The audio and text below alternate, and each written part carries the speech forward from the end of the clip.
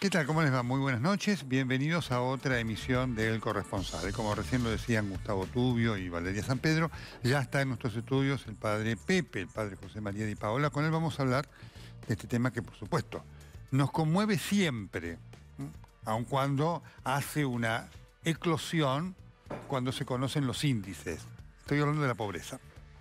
Y vamos a hablar con alguien que la vive, la conoce, la transita no desde hace meses, desde hace años, con su vocación sacerdotal, pero con un conocimiento que seguramente muy pocos, no quiero decir ninguno, muy pocos de la política tienen. De esto voy a estar hablando en el editorial de hoy.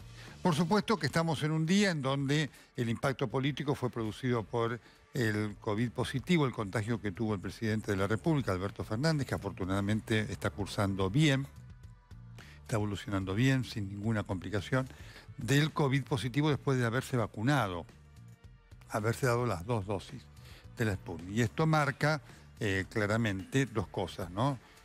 La necesidad de vacunarse y segundo, que ya vacunadas las personas deben seguir cuidándose, porque todavía no está comprobado cuál es el nivel de protección que da la vacuna, ¿no? Así que este es el mensaje que tiene este hecho que produjo alto impacto acá y por supuesto en el mundo. Vamos a estar hablando de cómo está la situación desde el punto de vista infectológico con las nuevas cepas, con un destacado infectólogo argentino, el doctor Ricardo Teijeiro. Y vamos a estar hablando también con la doctora Rosa Reina, que es la presidenta de la Sociedad Argentina de Terapia Intensiva, para ver qué está pasando con el personal de la salud en este momento tan delicado que estamos viviendo. La curva es francamente ascendente, pero además no solamente francamente ascendente, sino la velocidad con la cual viene ocurriendo. Ayer hubo 9.000 casos, hoy hubo 10.000, el jueves fueron 14.000, el miércoles 16.000, la semana pasada habían sido 8.000, en el promedio de una semana a la otra el aumento es de casi el 25%. Esta es la propuesta que tenemos para compartir en el día de hoy, aquí con todos ustedes en El Corresponsal.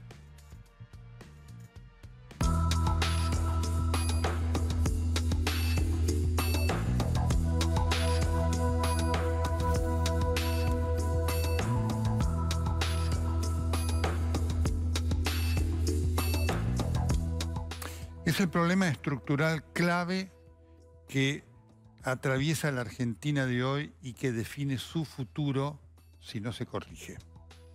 El de la pobreza. Nos conmovimos, como decía al comienzo, con el índice de pobreza de esta semana, el oficial, el del índice, que es el mismo que da la Universidad Católica, hay que decirlo para valorar el trabajo del Observatorio Social de la Universidad Católica Argentina, que encabeza el doctor Agustín Salvia. 42.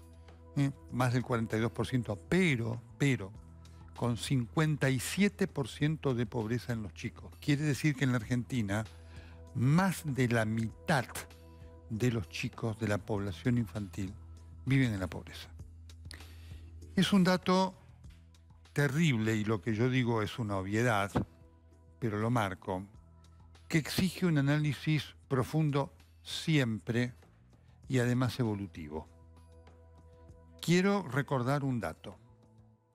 En el año 1984, a poco de comenzado su gobierno, el doctor Ricardo Alfonsín lanzó el PAN.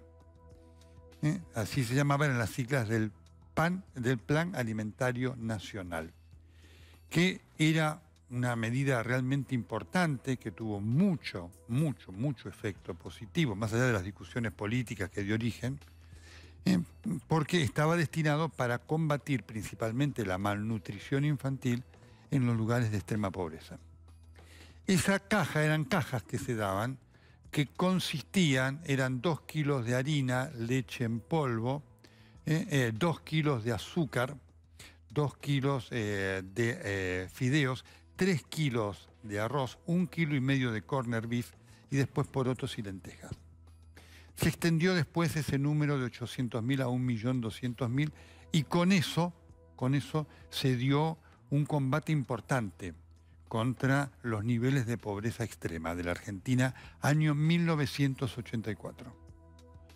Hoy con eso se daban una caja por mes, por supuesto, era un suplemento para otras cosas. Hoy con eso no se hace nada. No alcanza ni para nada, ni para darle un sustento de una ayuda a un día. a la gente, para que nos demos cuenta esto que representan estas cifras. Porque lo trascendente de las cifras es ver no solamente la foto, sino la evolución. Después de salir de la nefasta y terrible dictadura, que por supuesto todos repudiamos, la Argentina tenía índices sociales mucho, mucho mejores que los que tiene hoy. Y este es el punto al cual quiero ir. Porque lo que en la Argentina ha pasado, está pasando, y si no hay cambios, seguirá pasando, no es casualidad.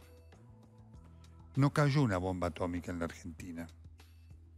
No hubo una plaga de desgracias más allá de momentos mejores y peores que tuvo el país. Esta catástrofe tiene un nombre y apellido: la dirigencia política argentina. Después hay actores que también tienen sus responsabilidades, pero hay un núcleo central. Y quería hoy dedicarme unos minutos a esto, porque si esto no cambia, estos indicadores seguirán siendo tan malos como siempre. Porque hay un problema enorme. Después va a hablar el padre Pepe de esto. Que la dirigencia política enunciativamente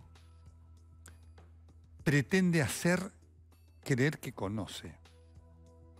Pretende hacer creer que forma parte de su preocupación. Pero es mentira. No porque lo diga yo, sino porque lo dice la realidad. Todos los gobiernos vienen con la promesa de combatir la pobreza. Pero lo que es evidente, que cada gobierno se va con índices peores. Inclusive, el kirchnerismo, que por supuesto agarró aquella catástrofe del 2002, ¿no es cierto?, con el 40 y pico, también 50% de pobreza, tampoco generó soluciones estructurales, generó paliativos. Y este es un problema enorme porque hay una dirigencia política argentina mayoritaria, no quiero incluir a todas, pero mayoritaria, los que mandan, no tienen idea del desafío que representa combatir la pobreza. ¿Cuál es el principal elemento para combatir la pobreza? Que todo el mundo tenga un trabajo digno. Que como producto de ese trabajo digno pueda vivir en un lugar digno. Y como producto de ese trabajo digno pueda educar a sus hijos dignamente, pueda darles el futuro mejor al cual aspiran, puedan tener un trabajo formal, puedan saber que está a su alcance leer un libro, ir al cine, ir al teatro, todas esas cosas, tener servicios, tener agua potable, tener cloaca, poder bañarse todos los días, poder higienizarse todos los días, poder dormir en una cama limpia todos los días. Todo eso forma parte de lo que debe incluir el combate contra la pobreza. Eso no se logra con una simple ayuda social. Así mejoren los planes. No. Esto es lo que no se comprende hoy y esto es lo que da la dimensión de la tragedia argentina. La política hoy, y cuando hablo de la política hablo de la clase política, piensa en términos electorales. La pobreza, lo demuestra Gildo Infran y otros, es un instrumento de cooptación política fenomenal. Lamentable, pero es lo que hace la política. Ustedes se acuerdan el otro día cuando hablamos de ese episodio bochornoso que ha quedado allí, que se protagonizó con esa camioneta que fue detenida por Gendarmería, donde iba gente pobre, y le encontraron 1.400.000 pesos para pagar los micros que iban a festejar el día de la elección del Papa Francisco. Eso representa la explotación de la pobreza. Esa gente, habrá alguno que habrá ido, digamos, por su voluntad. Esa gente no tenía otras circunstancias que ir allí, porque si no, no reciben los planes. Con los planes no se combate la pobreza, se la perpetúa.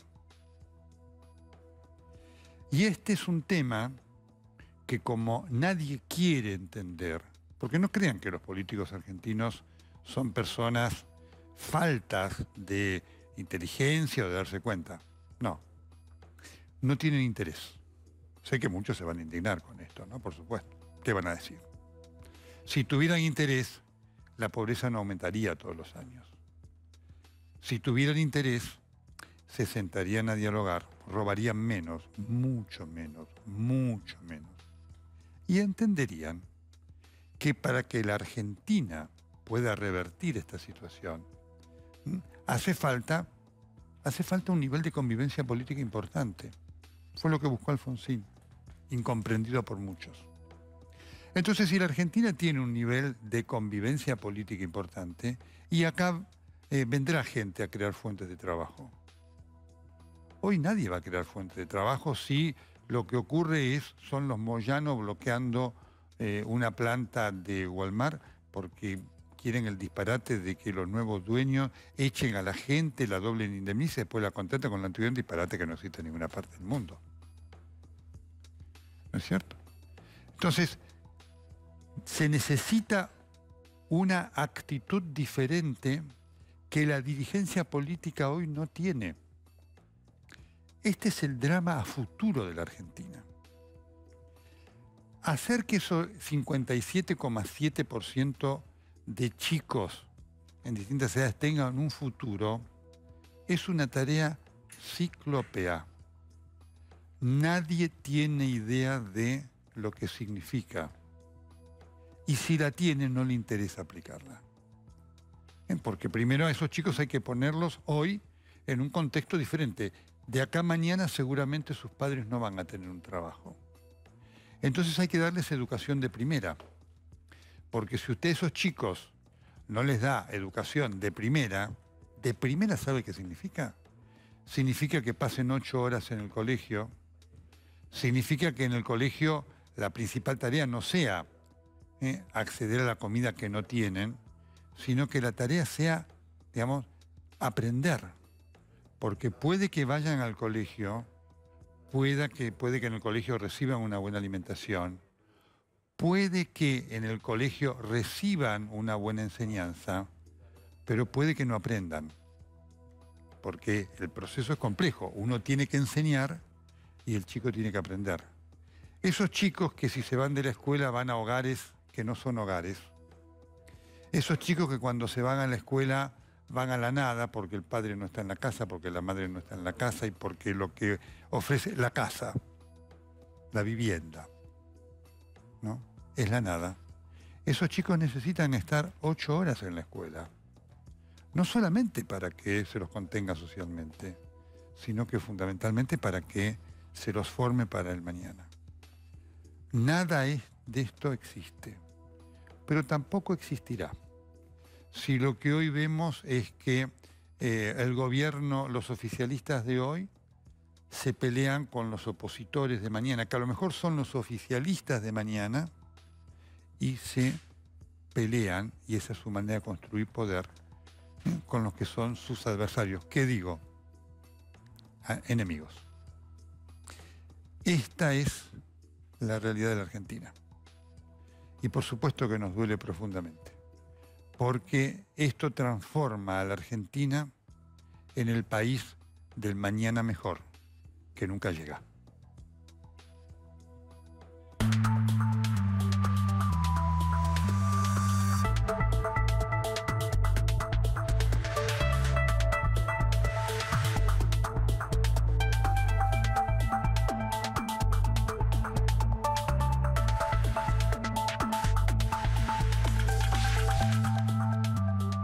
Muy bien, lo tengo ya al doctor Ricardo Teijeiro, destacado infectólogo argentino, también a la doctora Rosa Reina, la presidenta de la Sociedad Argentina de Terapia Intensiva, para hablar, por supuesto, de todo lo que hoy genera la pandemia en esta nueva evolución. Doctor Teijeiro, ¿cómo le va? Muy buenas noches.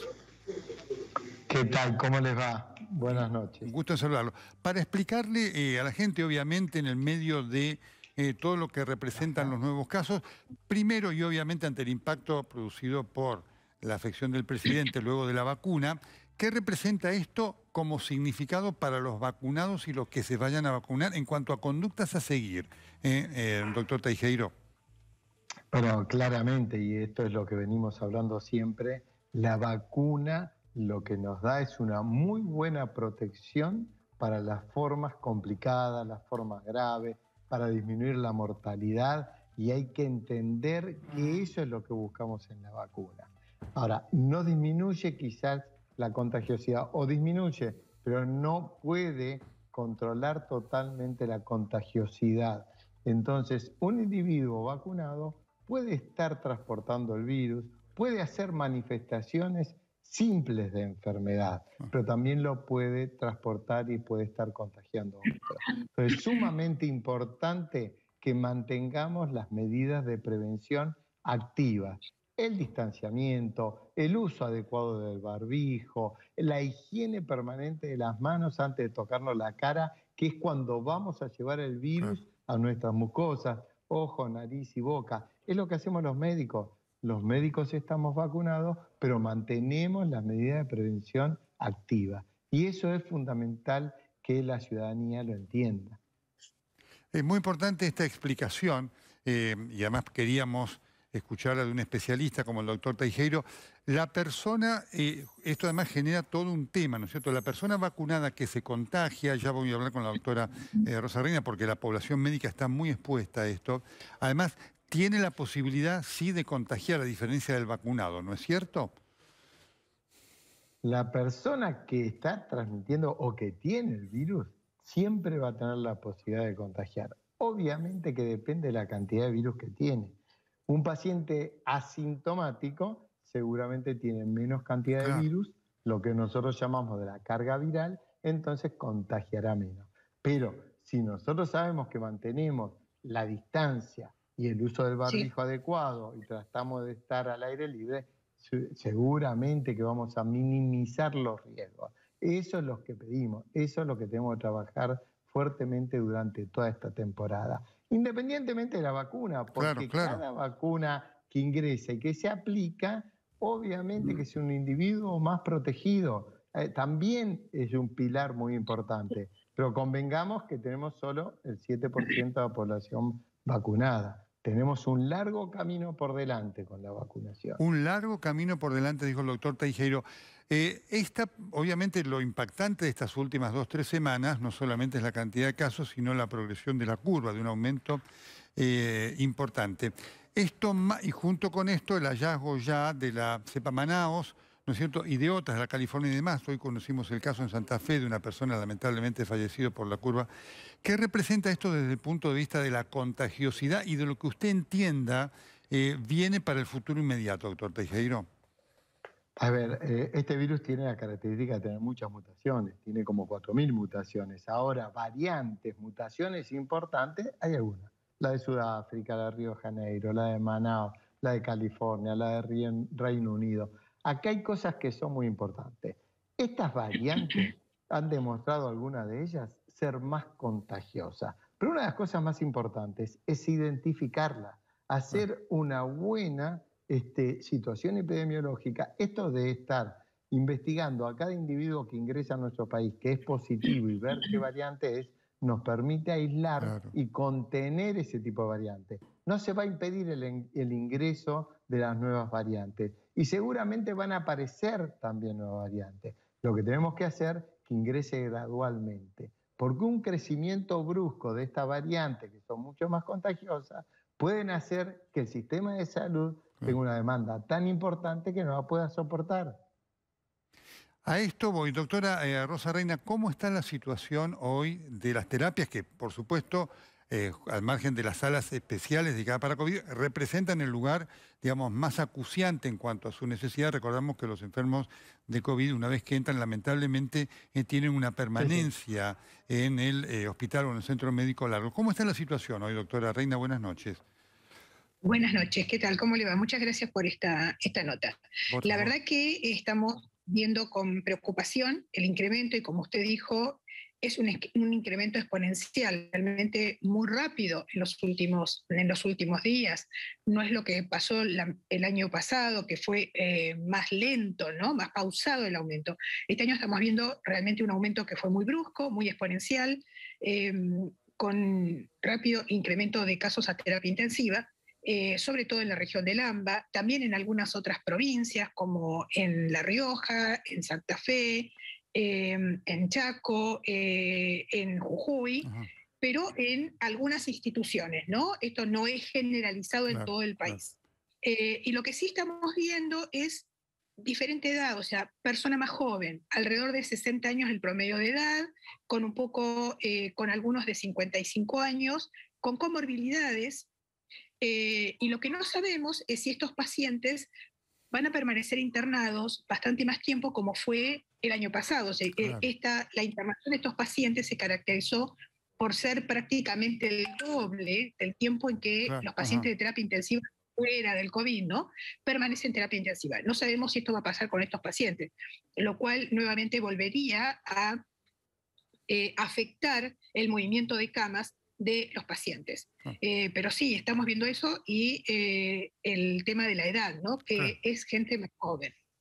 Este es un punto importante que le pregunta al doctor Teijerio. ¿Sorprende esto de que en la edad, porque este fenómeno que se está viendo aquí lo está refiriendo la literatura médica a nivel mundial, de que estas nuevas cepas tengan mayor impacto en gente por debajo de, en algunos casos, 60 y otros casos por debajo de 50 años, doctor Teijeiro?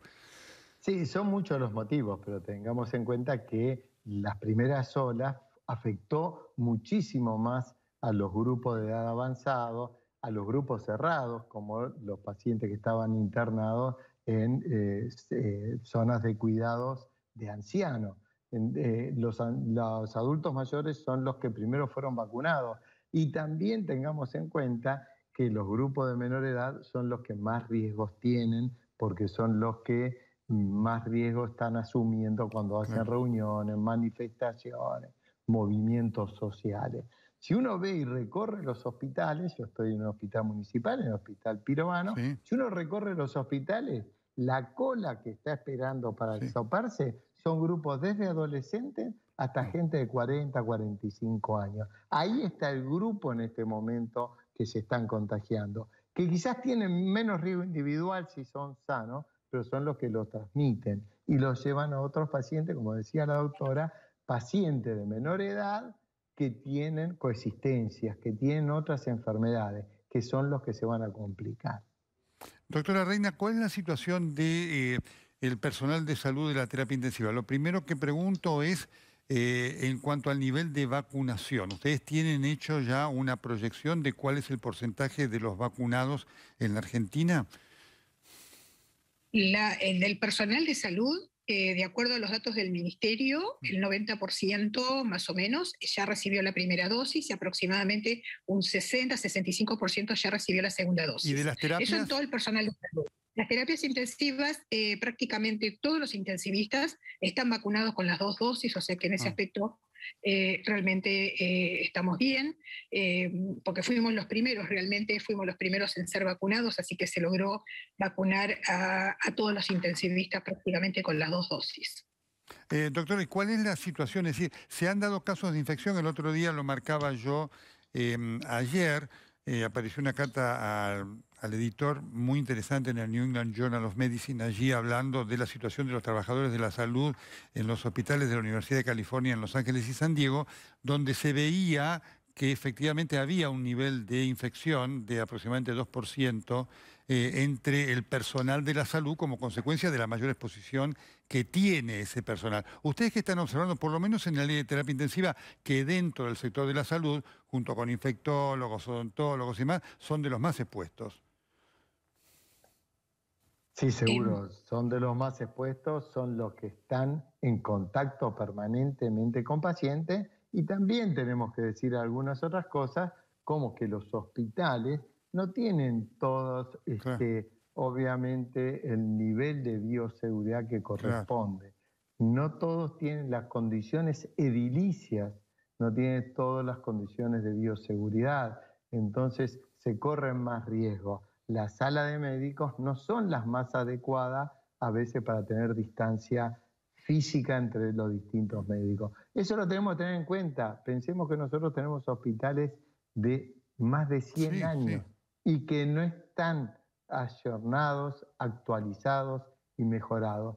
En eso también tenemos que pedir que obviamente la salud pública, yo pertenezco a la Ciudad de Buenos Aires, pero que el Ejecutivo de la Ciudad de Buenos Aires también recorra los hospitales y que de alguna manera mejore Claro. la situación para que el lugar de trabajo de los médicos, los enfermeros, los camilleros, o sea, el personal de salud sea adecuado.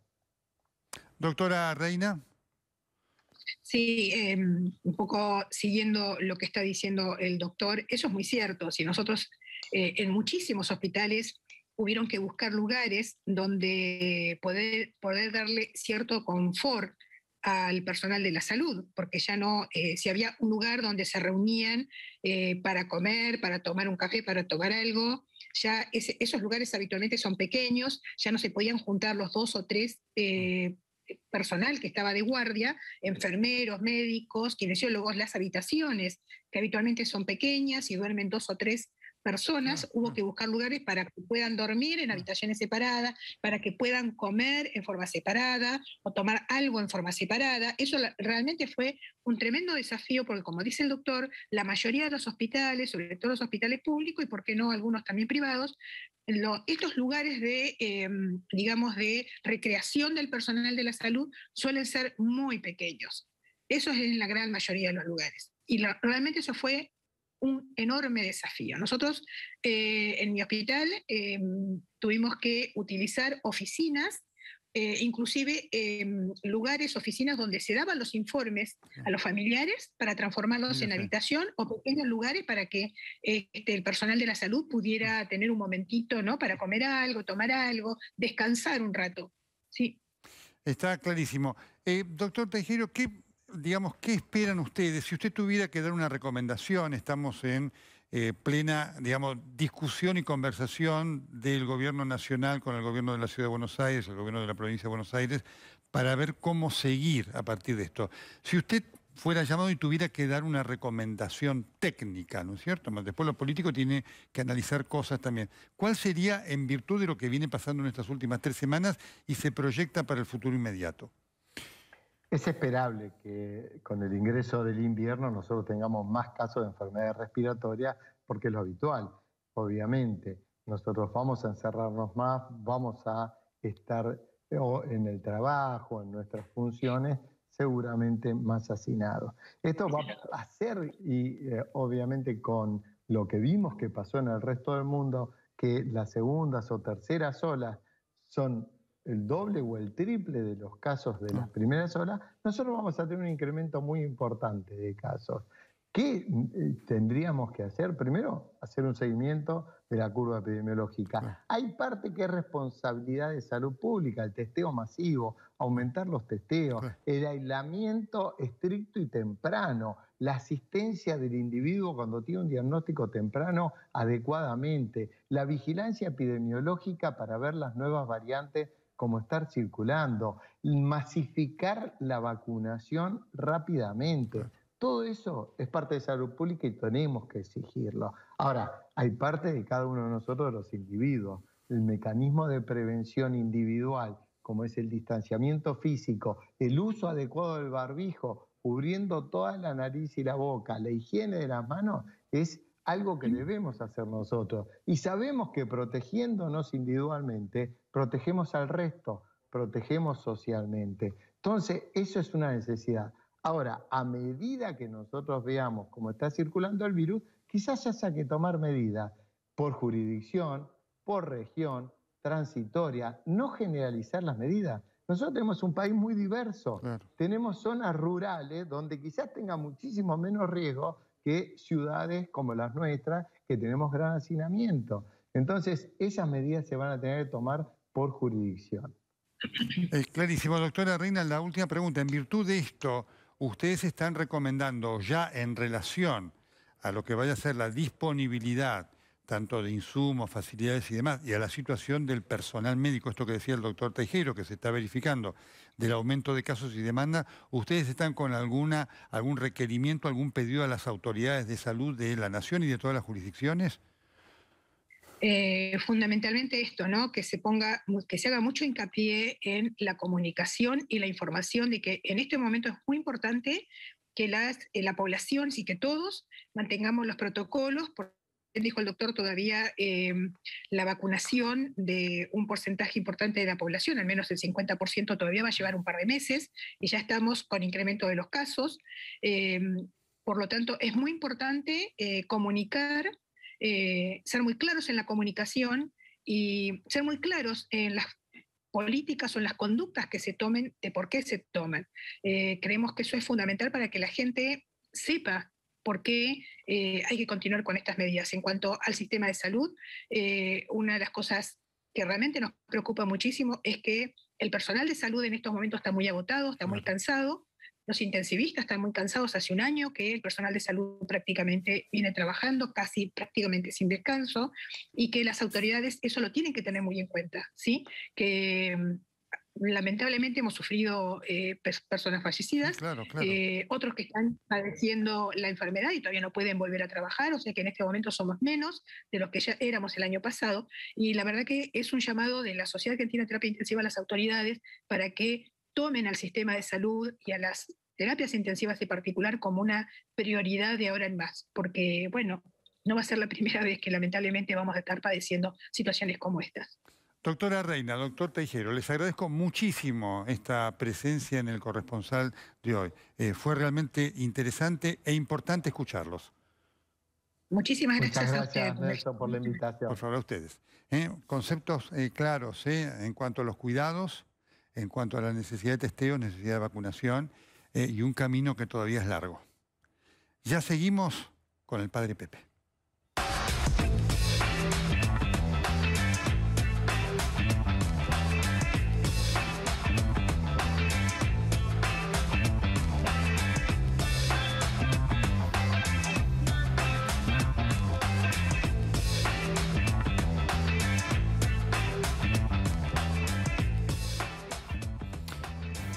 Hablábamos de la pobreza, queríamos dedicarle hoy un segmento importante y si hay alguien que la conoce, pero no enunciativamente, sino que la vive, es el padre Pepe. ¿Qué tal, padre? ¿Cómo está? Muy bien, Nelson. Un gusto. La pregunta es casi es obvia, pero las cosas están peores. Sí, y creo que siempre los índices de pobreza que nos daban a través de la UCA especialmente, del INDEC,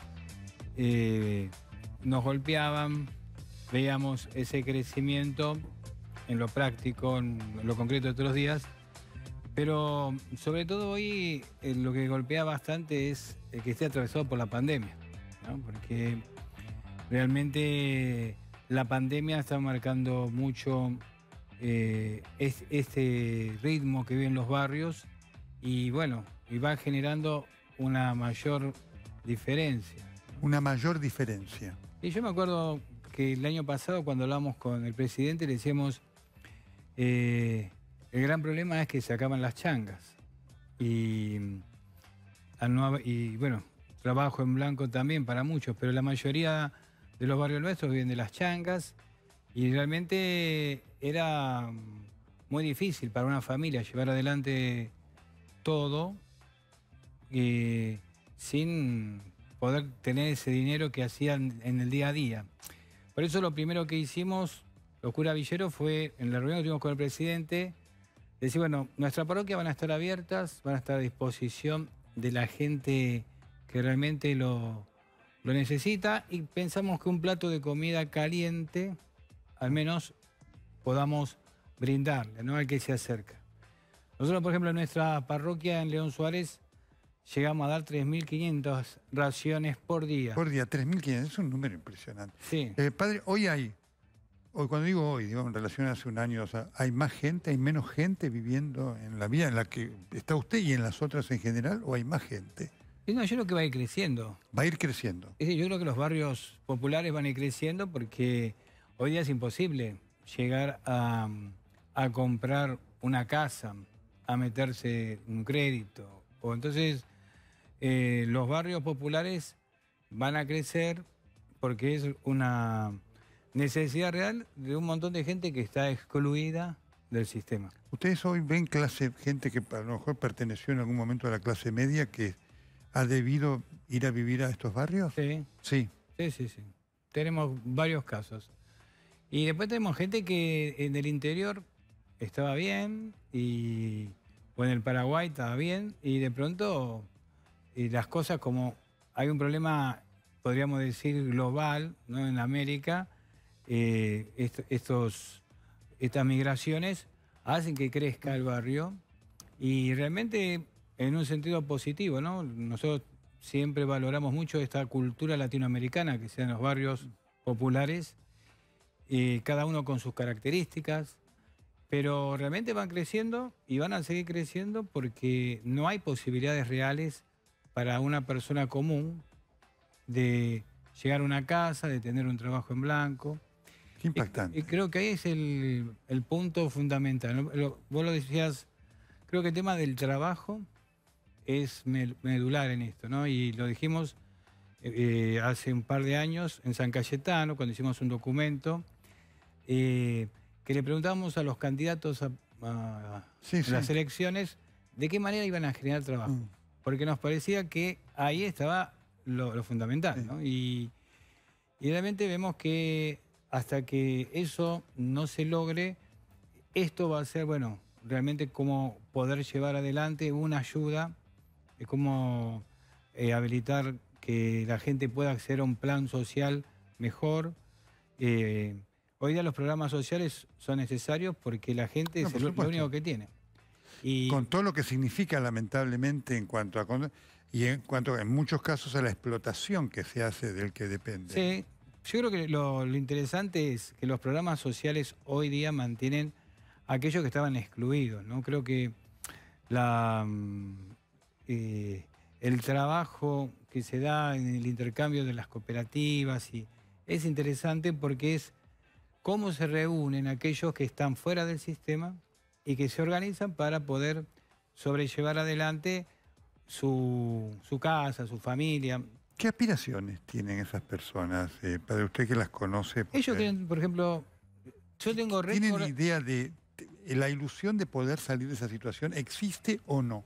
Sí, por ejemplo, tengo récord de anotados en la escuela de oficio. En la escuela de este año. O sea... ¿Que la dan ustedes? Sí, tenemos un acuerdo con la Universidad de Burlingame y también tenemos un centro de formación profesional. Y realmente ponemos materias, especialidades como para conseguir trabajo. La gente quiere trabajar y son muchas las personas que viven en estos barrios que valoran el trabajo, creen que es el camino que ellos merecerían. Ajá. Y así que estamos en ese sentido muy... ¿Qué pasa con los chicos, con la gente joven? Siempre me acuerdo una vez cuando fue la crisis del 2000, 2002, aquí tuvimos una mesa de chicos, y siempre la pregunta con la cual terminábamos era, ¿qué les gustaría hacer? Chicos de entre 9 y 16 años, ¿no? Todos respondían, nos gustaría ir a la escuela. Ir a la escuela. Sí. Como vivencia. Lo que ustedes ven, ¿qué valor tiene la escuela para ellos? ¿Qué concepto de ser el instrumento de posibilidad de superar eso que a lo mejor hoy viven sus padres y demás? Ir a la escuela para la familia es un valor. Es un valor. Sí. Y para los chicos realmente es una necesidad muy grande. El poder estar... Lo virtual evidentemente no es lo propio de estos barrios. O sea, se puede trabajar con el WhatsApp un poco, los profes me dicen eso, pero realmente necesitan el contacto con el maestro. Nosotros en los centros de educación no formal tenemos al menos una vez a la semana. Y creemos que es importante volver a una presencialidad con todos los protocolos que sean necesarios. ¿Por qué? Porque tenemos una población en donde la educación a través de lo virtual se hace muy difícil, no se accede, y entonces ahí es importante que los maestros, que los profesores, que como nosotros, los curas, estemos ahí para poder atender a las personas. Más, porque por supuesto los docentes mayoritariamente tienen una vocación increíble. ¿Qué calidad de educación se les da hoy, padre, para tener las herramientas que exige el presente y el futuro de superación? Y pienso que estamos lejos, los barrios, ¿no? Por eso nosotros lo que hacemos es tratar de acercar un poco las propuestas educativas a los barrios, porque antes quizás se pensaba que tenías que viajar para lograr una educación secundaria, universitaria. Creo que es muy bueno, por ejemplo, que haya universidades en el conurbano, porque ha acercado muchísimo la universidad. Por ejemplo, hoy día hay primeras generaciones que están en la universidad. Ah. Pero nosotros como curas de la villa también hemos acercado todas las propuestas de secundaria, de centro de formación profesional, donde se pueden primarias o jardines de infantes, que estén en el barrio. Antes generalmente salías de la villa y tenías que irte al centro de la localidad. Con esta propuesta de parroquias villeras tratamos de que dentro del barrio se den esto. Y en esto combinamos bien con los municipios para lograr estos objetivos, ¿no? Estamos hablando con el padre Pepe, un conocedor de la pobreza, y lo que está describiendo es lo que debería conocer la política para saber qué hacer en pos de combatir este flagelo que deja al país sin futuro. Ya seguimos con él después de la pausa.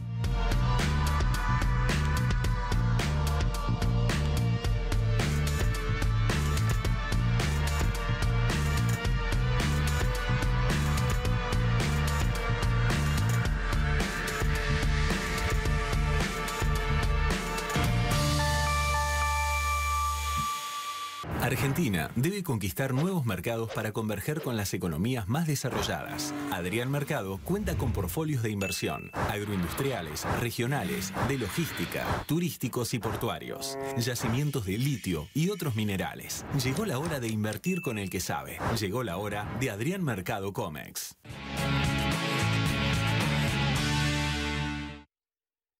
Dicen que lo único permanente es el cambio. Cambiamos las etapas, los caminos, pero hay un seguro que nadie te da, un seguro para cambiar. Entonces, mientras todo siga cambiando, seguimos con vos, para no dejar de cambiar. Rus, seguros para cambiar. Estamos hablando con el padre José María Di Paola, a propósito de la pobreza, este flagelo que la Argentina la viene castigando desde hace años. ¿Cómo es hoy la constitución familiar que se ve? Porque eso es un elemento que pesa mucho también en la posibilidad de combatir la pobreza y sobre todo de darle una perspectiva a la gente joven. Mira, la presencia, al menos en lo que notamos en los barrios nuestros, es fuerte la mujer. La mujer es la que muchas veces lleva adelante la familia, la que lleva adelante con su trabajo. Y una gran presencia también de la tercera edad, o sea, el abuelo, la abuela, ocupa un lugar muy importante también en la vida, en el crecimiento de sus nietos. Y el hombre realmente es alguien que está buscando siempre el trabajo, está buscando la manera de subsistir y la manera de llevar el dinero a la casa. En general tenemos, por la experiencia que vivimos en las villas, una familia presente. Por ejemplo, es muy interesante ver la preocupación por la escuela, la necesidad de que sus hijos puedan estudiar, ¿no? A lo mejor ellos no pudieron estudiar o estudiaron hasta algún grado, ellos quieren que su hijo termine. Y bueno, nosotros por ejemplo tenemos una escuela de adultos, hay madres que después de que sus hijos terminaron, se pusieron a estudiar. Estudiar. Y algunas están en la universidad. Mira. ¿Qué pasa con la droga? Por supuesto, porque esto es una pregunta recurrente. La droga está presente en todos los niveles, por supuesto, pero esos ámbitos extremos terminan generando ámbitos muy favorables para eso. ¿Qué es lo que pasa? Mira, yo creo que una de las cosas que le sugerimos al presidente y también a las autoridades es, en este tiempo de pandemia, ocupar el tiempo de los jóvenes. Ocupar el tiempo. Sí, porque nosotros veíamos que te decían, bueno, cerramos todo, cada uno desde su casa puede seguir virtualmente el estudio, bueno, cosas que no se daban. Entonces el chico deja de ir a la capilla, deja de ir al club, deja de ir al colegio porque están cerrados. En el caso nuestro decidimos la apertura para darle la posibilidad de que los jóvenes puedan tener esos lugares de contención, lugares donde se enseñan valores. Y creo que los curas Villeros logramos eso a través de un gran número de jóvenes que hoy día participan en las capillas. Pero pensamos que tiene que haber como una... En esto también hay varios dirigentes que están de acuerdo con nosotros. Tiene que haber una presencia del Estado en una conexión directa con los jóvenes. No pueden dejar, a lo mejor en esa época de cierre tan grande que hubo durante tanto tiempo, a los adolescentes y a los jóvenes de la villa sin un lugar donde estar, ¿no? Ustedes escuchan esto, ¿no? Realmente, ¿no? Estas cosas que aquí venimos diciendo hace mucho tiempo y que efectivamente solamente se conocen cuando se conocen los lugares, ¿no? Y se conocen las realidades, que son impactantes y que mucha dirigencia, algunas sí, insisto, pero mucha dirigencia solamente conoce enunciativamente. En este marco, padre, hoy un joven de la villa, ¿a qué aspira? ¿A qué aspira? Mira, no digo que hay una sola, pero si usted los escucha dos o tres, ¿qué diría que predomina como aspiración? ¿Qué sueños tienen esos chicos? Yo creo que, bueno, es difícil contestar cuando uno piensa en muchos rostros que tiene, ¿no? Por eso lo pregunto. Sí. Diga, hay chicos... Debe haber cosas diversas, pero por eso lo pregunto. ¿Usted conoce los casos concretos? Y tenemos chicos que quieren salir de la droga y que vienen al centro, al Hogar de Cristo, y vienen a los barrios, a los hogares nuestros en los barrios, y bueno, empiezan todo un camino de poder vivir como Dios manda, y realmente encontramos mucha felicidad cuando lo logran, ¿no? La mayoría de los adolescentes y de los jóvenes de las villas quieren tener un trabajo, quieren vivir, quieren formar su familia y quieren tener un trabajo. Eso es una de las notas claras cuando los reunimos y cuando preguntamos, ¿no? Porque hablamos de estos temas con ellos. Entonces... la familia es un valor. La familia es un valor. Y fíjate que cuida mucho más la vida del niño y del niño por nacer que en cualquier lado. Por eso nosotros decimos que la madre en la villa se ocupa no solamente de su hijo, sino del hijo del pasillo, del que está con problemas. Hay una valoración de la vida en la villa que no existe en los sectores de la clase media. ¿Hay mucho embarazo adolescente? Hay embarazo adolescente, sí. Hay mucho hacerse cargo también, sin ningún tipo de presiones, sino por decisiones propias de las mujeres. Nosotros tenemos un centro que llamamos el abrazo maternal, que acompañamos a las adolescentes o a las madres que a lo mejor quedaron solas. Y bueno, justamente funciona desde hace 3 años y acompañamos la vida de la chica y le vamos ayudando en toda esa etapa tan difícil, ¿no? La última, estamos por supuesto en las vísperas de la Pascua mañana, ¿no? ¿Qué mensaje le daría a los que hoy viven en la pobreza y a los que tienen la fortuna de no estar en la pobreza en cuanto a lo que representa como desafío, obviamente para la dignidad humana, pero para la sociedad, una sociedad, estos niveles de pobreza, padre? pienso que hay dos cosas. Una es la solidaridad, ¿no? Que hay bastante gente que tiene este deseo de compartir, de preocuparse y ocuparse de aquellas personas que menos tienen. Eso por un lado. Y por otro lado, esto de buscar por parte de la dirigencia, sea política, sindical, empresarial, la dirigencia argentina tiene que buscar caminos bien concretos para organizar el trabajo, ¿no? Y es la única forma en donde nuestros jóvenes puedan realmente soñar con un futuro diferente. Si no se responde a esa pregunta que los curas hicimos hace 2 años, si no se responde a esa pregunta, y bueno, realmente vamos a quedarnos siempre entrampados en este problema. Y va a ir creciendo el índice de la pobreza en Argentina. Padre José María Di Pablo, muchísimas gracias por haberlo tenido, un gusto haberlo tenido aquí. Muchas gracias, Nelson. Felices Pascuas. Felicidades. Ya seguimos.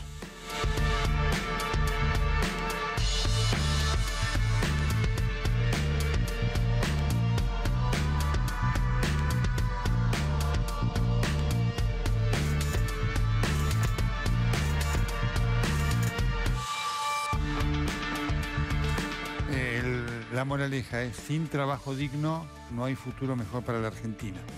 Sepámoslo. Ya viene Juan Budbirowski con TN Extremo Plus. Nosotros nos reencontramos el próximo sábado. Felices Pascuas para todos. Buenas noches.